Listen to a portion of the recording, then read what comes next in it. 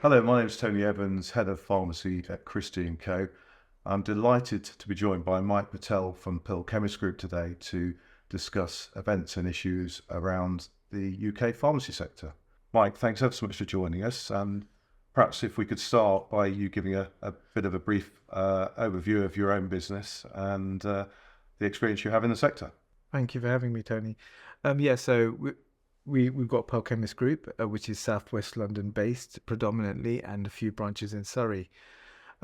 We first started in 2001 with a single branch and have slowly grown over time, where we've acquired in a conservative manner, I'd say, and then slowly over time we've grown, and now we're at 24. It's been taking a long time for us to get there, and we've done it in a cautious manner. In 2023, we saw some seismic change in the way the sector was operated. We saw a lot of corporate disposals from all the main corporate operators, none more so than the Lloyd's Pharmacy disposal, which effectively removed them from the high street in 2023. Just a couple of questions on that. I just wondered what your view on how that will affect the sector going forward, and also what your view is and why you think a lot of independent operators have rushed to buy these non-performing or marginal assets that the corporates have been disposing of. I think, first of all, any pharmacy closing, any community pharmacy closing, whether it be a multiple corporate or an independent pharmacy, is actually a loss for their area and for the community. Lloyd's have exited the market for a particular reason, and I think, you can't fault them for, if you look at the financials on community pharmacy currently, it is very, very tough out there.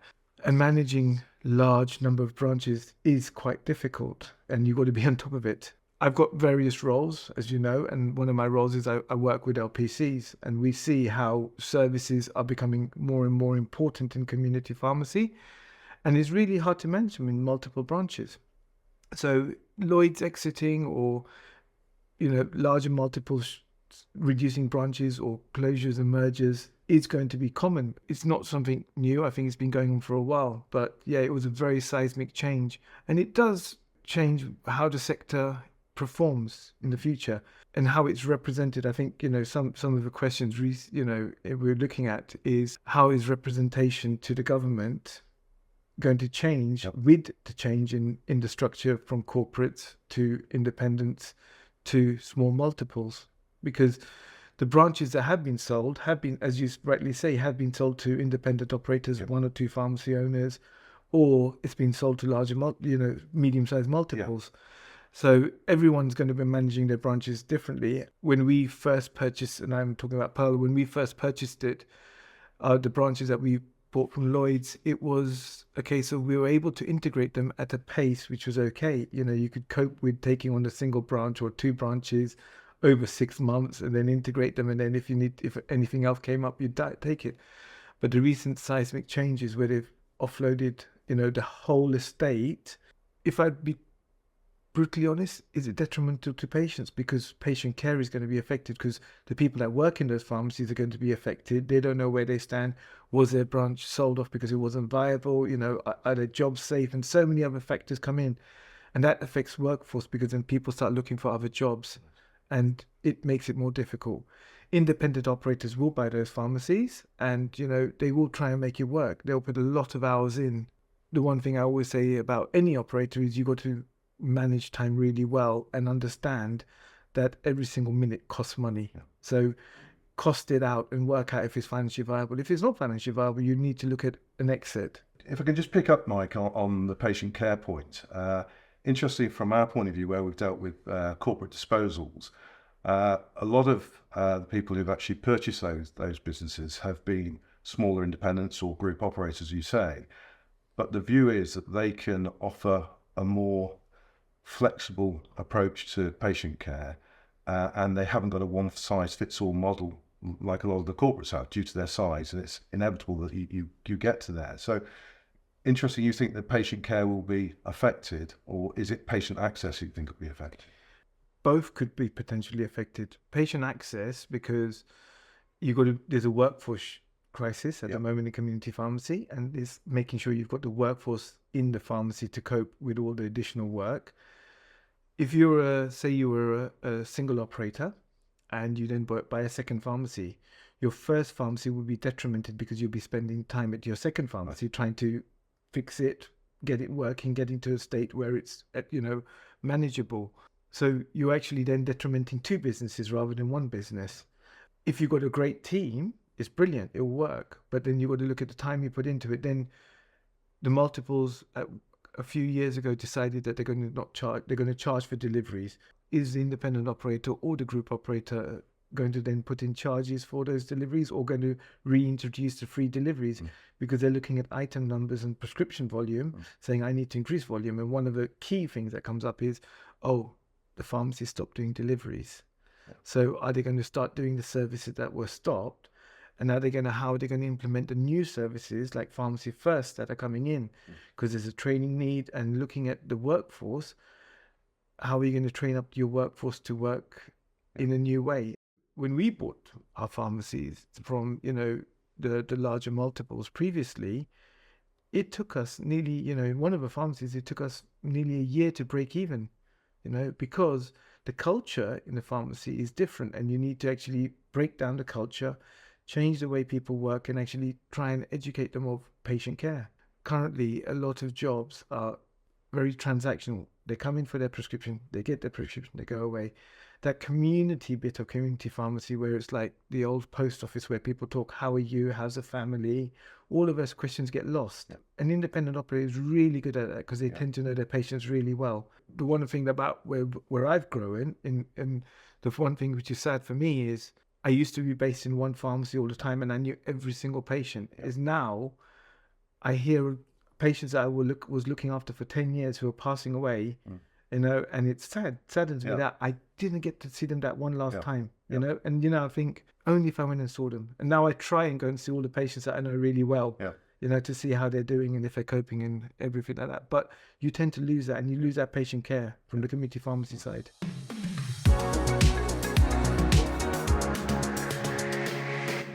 One of the things that we've seen over the last couple of years is pharmacists being lured away from community pharmacy into roles in PCNs and GP surgeries under the additional roles reimbursement scheme.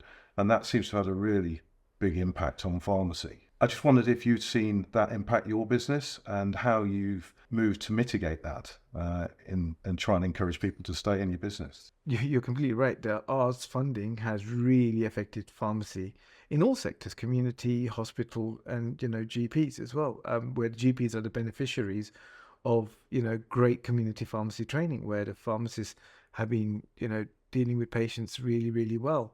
It is detrimental. You train them up, and once you've got them to a certain level, then they'll start looking at jobs, and retention is really, really, really hard. We give all our staff private medical insurance as a perk, and you'd think, having that security of making sure that you're looked after and all of these kind of things would try and keep them. But I think going forward, pharmacists want more of a portfolio role where they work in the GP surgery, they work in the community pharmacy. Technicians want these kind of roles because they're being lured away as well. We've had quite a few technicians lured away as well into GP surgeries.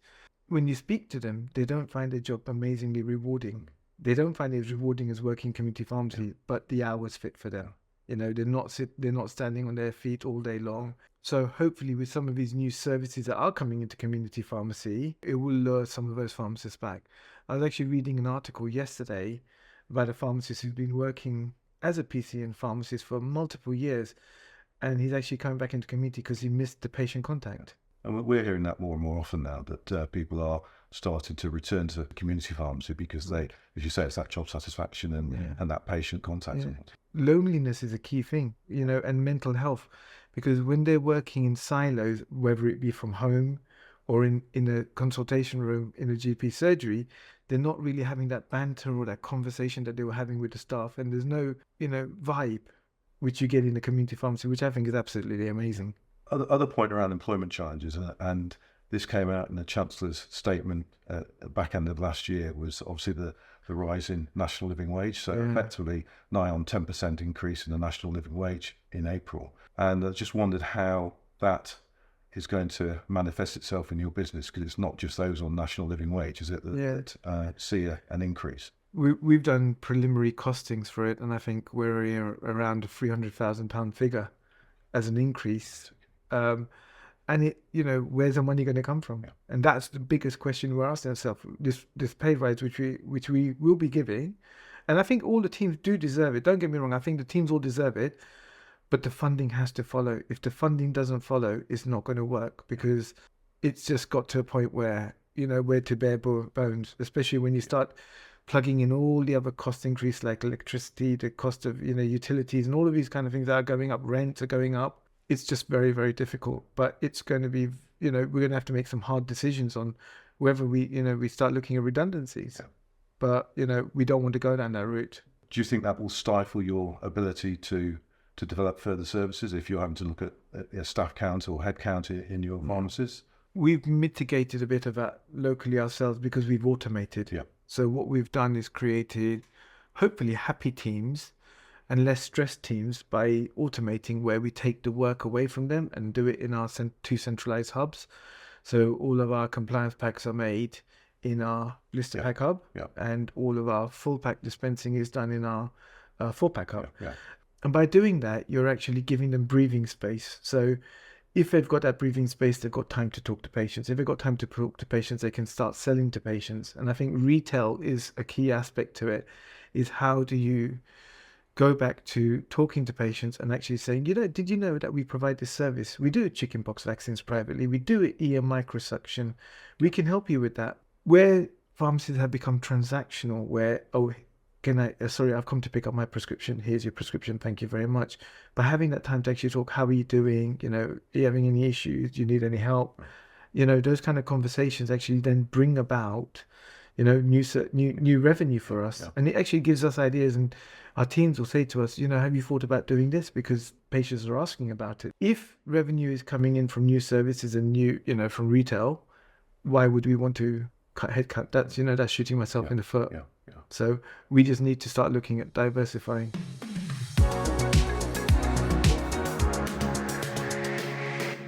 Touching on one or two other challenges that the sector's seen, I think over 2023 there was quite a lot of challenge around dispensing margins and the increased drug costs and restricted supplies, etc.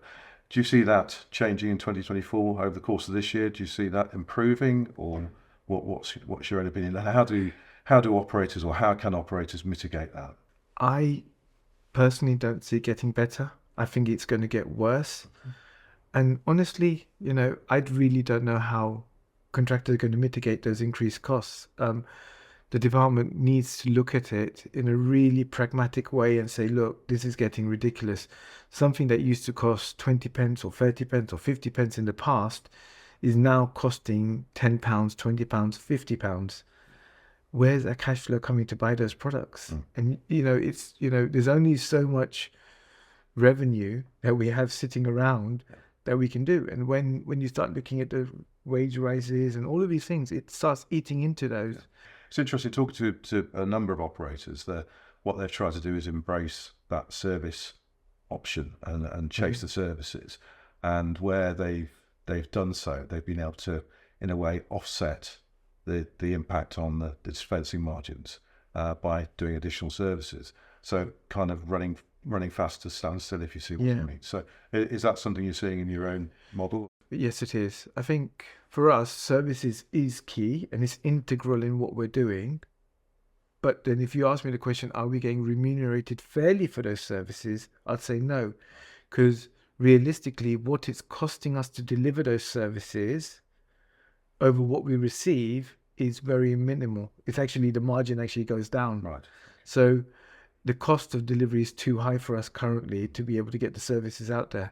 And then you start looking at the workforce shortages, and then you start seeing pharmacist rates. And when the pharmacists, if we have to unfortunately have local pharmacists come work for us, they may not be trained for a service. So we need, skill mix is a really key part of how do we deliver services and ensure that continuity is there. But the government needs to understand that. And I think they're slowly getting there with Pharmacy First and some of the other services where they've opened up who can provide that service. But ultimately, the rates, unless the rates go up for the services, all you're doing is chasing cash to pay bills, Yeah. but you're not making margin.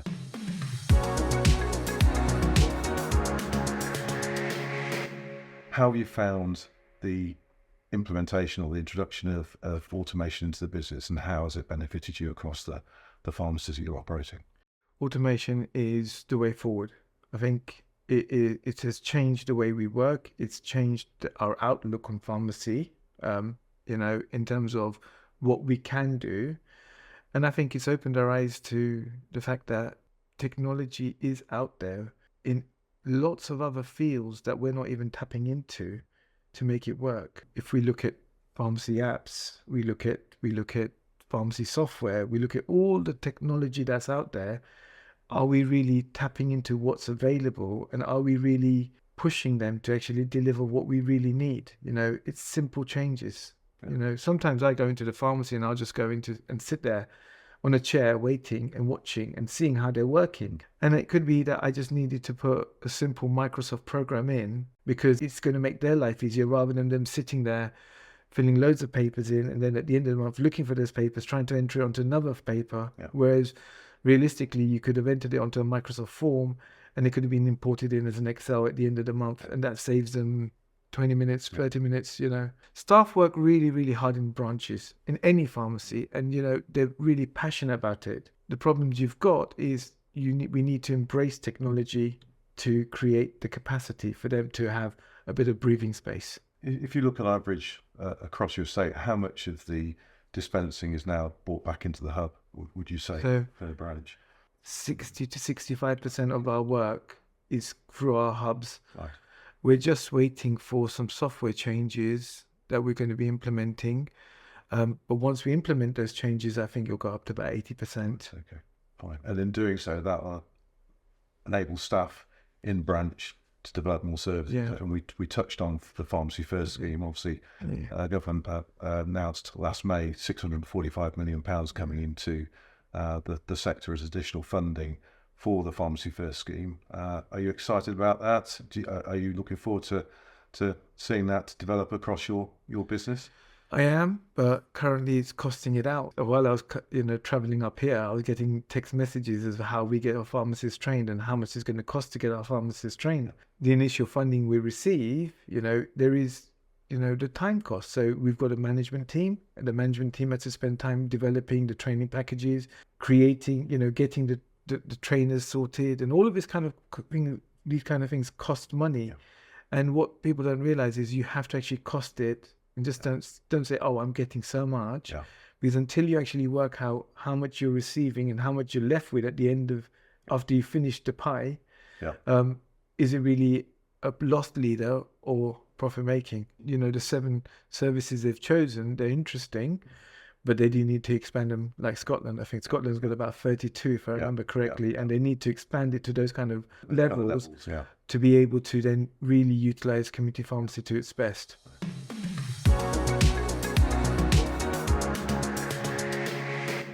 And I know last year, obviously, that announcement on the £645 million of the funding was cautiously welcomed, but seen as a bit of a sideshow to the main event. The main event being the coming to the end of the 5-year deal. If you were talking to the sector negotiators, what would you be saying to them, and what would you be hoping is going to result from those negotiations? Don't jump for the money first. Mm-hmm. Work it through. They took a deal where they took a 5-year deal, and with no inflationary rises, with the promise of something being looked at. And it was a promise rather than written in stone. I'm pragmatic that it needs to work for everyone in the sector, whether it be the larger multiples, the medium-sized multiples, and the smaller independents, because only together can we grow. If we don't do it successfully, we'll never get more. Flu was a perfect example. We did it really, really well, and from flu we got COVID. And I'm sure other vaccination services will come about. Don't dwell on the past too much. That's what my advice is. Don't dwell on the past. Yeah. Don't even talk about the past. We're starting a new chapter.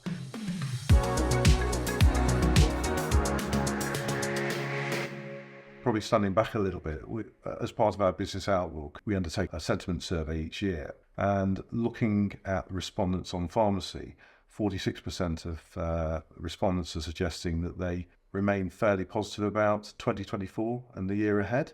I just wonder what your own view is. It is a positive future.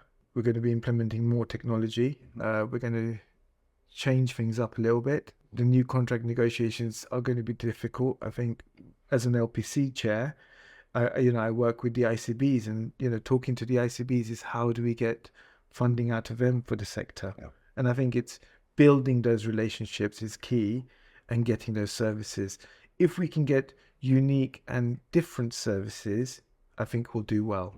And we've got to stop thinking about just national things. We need to start looking at local and what is needed in an area, because sometimes without asking questions you'll never get anywhere further. But I think we're going to look at expanding, but cautiously. Right. Our side of the market is very much focused on the sale and acquisition of pharmacies. And we've seen a big year in 2023. We expect that to be the same in 2024. I just wonder what your view is on that. I mean, obviously, with all the challenges that the sector's seen on one side, operationally, it's very difficult, but there does still seem to be this real appetite, to acquire pharmacies. And to me, that suggests that people have long-term confidence in the sector's future. Yeah, I think there is good long-term, appetite in the sector, and I think there is a good future for community pharmacy because of what's coming out and what's happening. I think Christie Co are well placed, to sell quite a few pharmacies and do really, really well with it. And if you look at the demographics of the contractors currently, there is a cohort of contractors who are coming to a stage where they're saying, do I really want to provide these new services? Do I really want to do that? Do I want to have to deal with HR? Do I want to have to deal with the staffing issues that previously they never really had? Yeah. It's sometimes easier just to, bow my hat and say, you know what, let me get somebody younger with more fire in their belly to take over. Since Brexit, I think people, and even COVID, it's a case of the churn in staffing has been massive, and it's like keeping on top of all of that kind of stuff is hard. Yeah.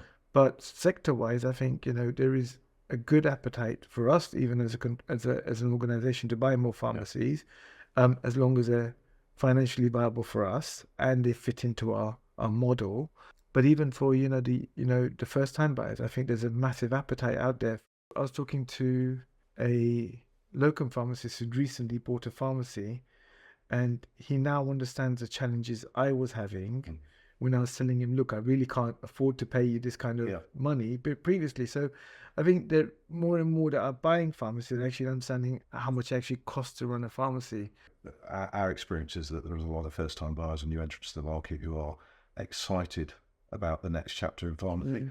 I think they're coming out of pharmacy school, they've got experience of services, and they want to develop more services. We share the view that there seems to be a bright future, and I think certainly from Christie Co's point of view, we're looking forward to a big year in 2024. And I don't know if you do it or not. Is there like a mentoring program for first-time buyers? Because that's where, as an LPC chair, I think that's where contractors fall down, where they're not getting the right advice sometimes. I think from our point of view, what we try to do where we've got new entrants to the market, we do try and encourage them to speak to some of the more experienced operators in the sector, and we'll direct them where we can to operators to have a proper conversation about it.